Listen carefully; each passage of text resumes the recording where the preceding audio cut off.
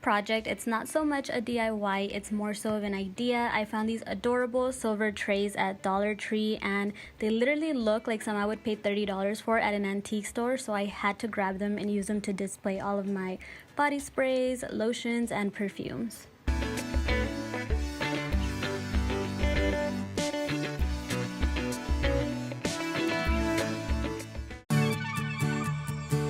Here goes another idea. I found these mirrored square plates that have little like soft velvet circles on the bottom, so it's perfect to use as coasters to protect your furniture. I have antique furniture, so I very much want to protect it, and I just love putting candles or drinks on top of these.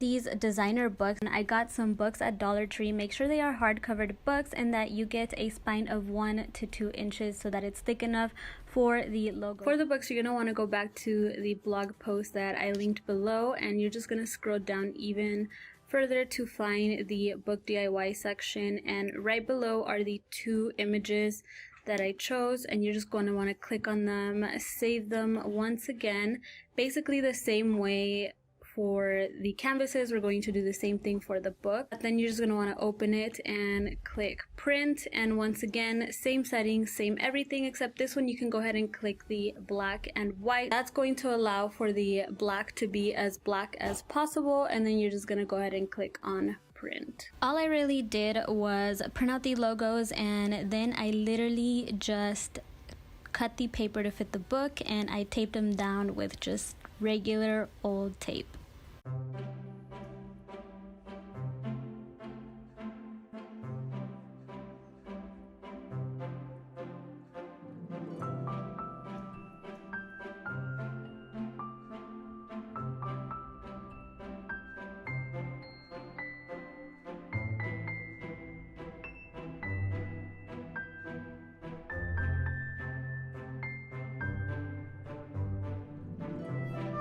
This next DIY I'm so excited for because I have been wanting to do this for a long time. I found these gold frames at, yes, Dollar Tree. I want to head over to my blog. I did a post with all of the information, printables, and everything for this DIY video.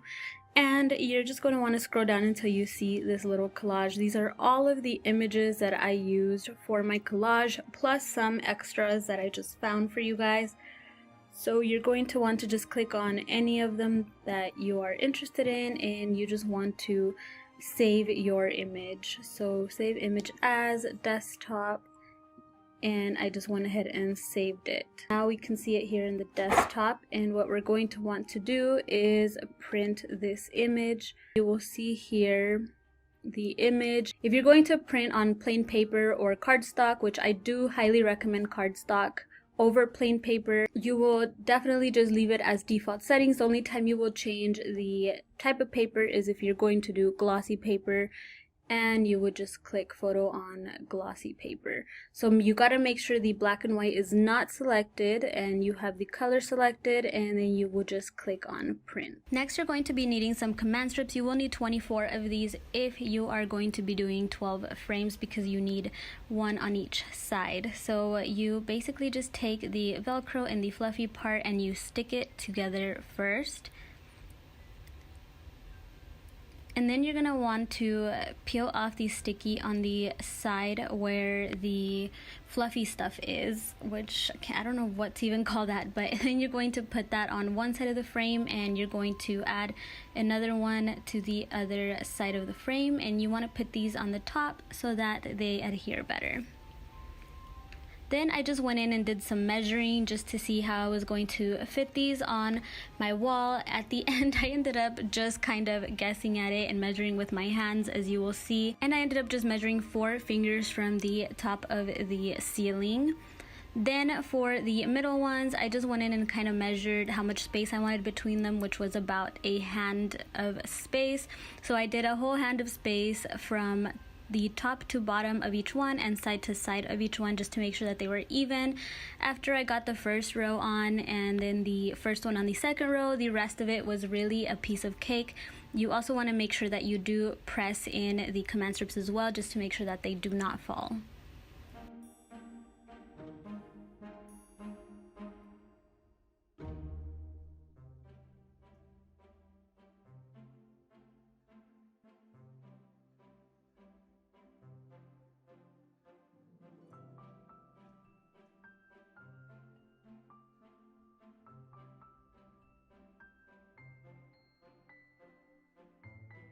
Also went in and did some 5x7 prints, which are in these little smaller frames that you see around my room, and that is everything for this DIY.